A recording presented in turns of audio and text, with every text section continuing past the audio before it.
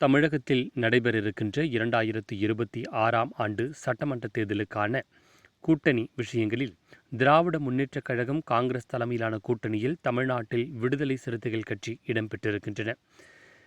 கடந்த 2019, 2021, 2024 தொடர்ந்து 4வது சட்டமன்ற, நாடாளுமன்ற பொதுத் தேர்தல்களில் விடுதலை சிறுத்தைகள் கட்சி திமுக கூட்டணியில் இடம்பெற்றிருக்கின்றன. கடந்த 2021 சட்டமன்ற தேர்தலில் திராவிட முன்னேற்றக் கழகத்தின் தலைமையிலான கூட்டணியில் விடுதலை சிறுத்தைகள் கட்சிக்கு 6 சட்டமன்ற தொகுதிகள் ஒதுக்கப்பட்டிருந்தன. 6 சட்டமன்ற தொகுதிகளில் 4 சட்டமன்ற தொகுதிகளை கைப்பற்றியிருந்தன. அதில் காட்டுமன்னார் கோயில் தொகுதி, செய்யூர் தொகுதி, திருப்பூர் தொகுதி, நாகப்பட்டினம் தொகுதி என 4 சட்டமன்ற தொகுதிகளில் விடுதலை சிறுத்தைகள் கட்சி வெற்றி பெற்றிருந்தன. கடந்த முறை 6இல் 4 வெற்றி பெற்ற விடுதலை சிறுத்தைகள் கட்சிக்கு இந்த முறை திராவிட முன்னேற்றக் கழகத்தின் தலைமையிலான கூட்டணியில் எப்படியும் இரட்டை இலக்கத்தில் தொகுதிகள் ஒதுக்கப்படும் என்று பரவலாக பேசப்பட்டது. ஆனால் திராவிட முன்னேற்றக் கழகத்தில் புது வரவாக வந்த விஜயகாந்தின் தேமுதிக 10+1 என்ற தொகுதிகள் ஒதுக்கப்பட்டது. அதாவது 10 சட்டமன்ற தொகுதி, ஒரு மாநிலங்களவை உறுப்பினர் பதவியும் ஒதுக்கப்பட்டது.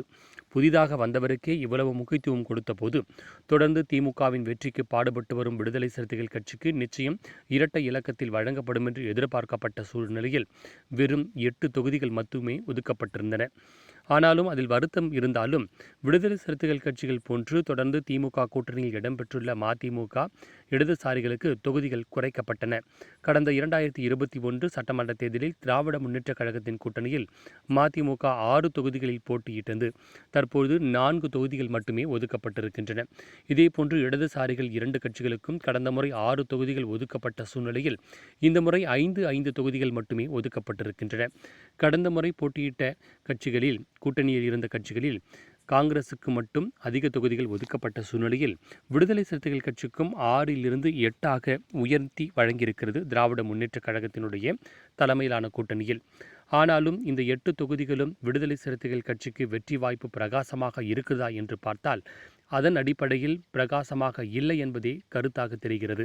இதன் அடிப்படையில் திராவிட முன்னேற்றக் கழகம் 8 தொகுதிகள் கொடுத்தார் போல கொடுத்து விசிகாவை ஏமாற்றியுள்ளதாகவே கருதப்படுகின்றன.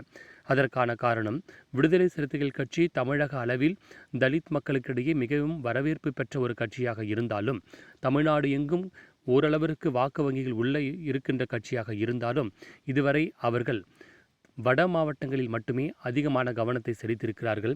வட மாவட்டங்களில் மட்டுமே போட்டியிடும் கட்சியாகவே அவர்கள் இருந்து கொண்டு வருகிறார்கள். தென் மாவட்டங்களை நோக்கி அவர்கள் நகர்வதே கிடையாது.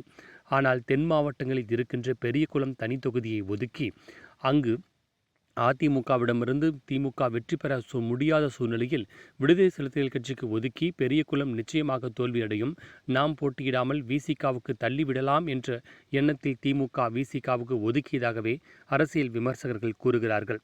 இதேபோன்று கடந்த 2021 அதிமுகவுக்கு எதிராக மனநிலையில் இருந்தபோது திமுக கூட்டணி மிகப்பெரிய வெற்றியை பெற்று ஆட்சியை கைப்பற்றியது. அந்த மிகப்பெரிய அதிருப்தியில் இருந்த சூழ்நிலையிலே திண்டிவனம் தனி தொகுதி, கள்ளக்குறிச்சி தனி தொகுதி என 2 தொகுதிகளிலும் அதிமுக தான் வெற்றி பெற்றது. அதிருப்தி இருந்த சூழ்நிலையிலே அதிமுக வெற்றி பெறக்கூடிய 2 தனி தொகுதியான திண்டிவனம், கள்ளக்குறிச்சியை மிகப்பெரிய அதிருப்தியுள்ள திமுக கூட்டணியில் இருக்கின்ற விசிகாவுக்கு இந்த முறை ஒதுக்கி விசிகாவை ஏமாற்றியுள்ளதாகவே கருதப்படுகின்றன. இன்னும் ஒரு படிக்கு மேல் பண்ருட்டி என்ற பொது தொகுதியை விசிகாவுக்கு ஒதுக்கியதில் உள்குத்து இருப்பதாகவே கருதப்படுகின்றன. பண்ருட்டியில் கடந்த முறை திமுக கூட்டணியில் தமிழக வாழ்வுரிமை கட்சியின் சார்பாக வேல்முருகன் அவர்கள் போட்டியிட்டார். ஆனால் இந்த முறை அவர் கட்சியை கூட்டணி விட்டே விலகிவிட்டார். எப்படியும் வேல்முருகன் கட்சி அங்கு பண்ருட்டியில் நிற்கும், அவருடைய வாக்கு வங்கி திமுகவுக்கு பாதகத்தை ஏற்படுத்தும். எனவே பாதகத்தின் தோல்வியை நாம் சந்திக்காமல் கூட்டணி கட்சியான விசிகாவுக்கு ஒதுக்கலாம் என்றே கருதப்பட்டதால் விசிகாவிற்கு பண்ருட்டியினுடைய தனி தொகுதி ஒதுக்கப்பட்டதாகவே கருதப்படுகின்றன.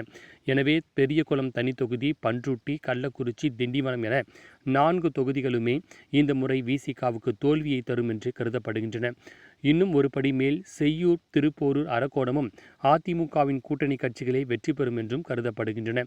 இந்த முறை 8 தொகுதிகள் திராவிட முன்னேற்றக் கழகத்தின் கூட்டணியில் விசிக கைப்பற்றியிருந்தாலும் அதில் காட்டுமன்னார் கோயில் தனி தொகுதி மட்டுமே விசிகாவுக்கு வெற்றி வாய்ப்பு தரக்கூடிய தொகுதியாகவே இருக்கும். மற்ற 7 தொகுதிகளும் தோல்வியே தரும் என்று கருத்து கணிப்புகளும் கூறுகின்றன, அரசியல் விமர்சகர்களும் கூறுகிறார்கள். எனவே இந்த முறை விசிகாவை திமுக திட்டமிட்டு ஏமாற்றியதாகவும் 8 தொகுதி என்ற போர்வையில் 7 தொகுதியை தோல்வி தரும் தொகுதியாகவே விசிகாவுக்கு ஒதுக்கியிருக்கிறது திமுக என்று அரசியல் விமர்சக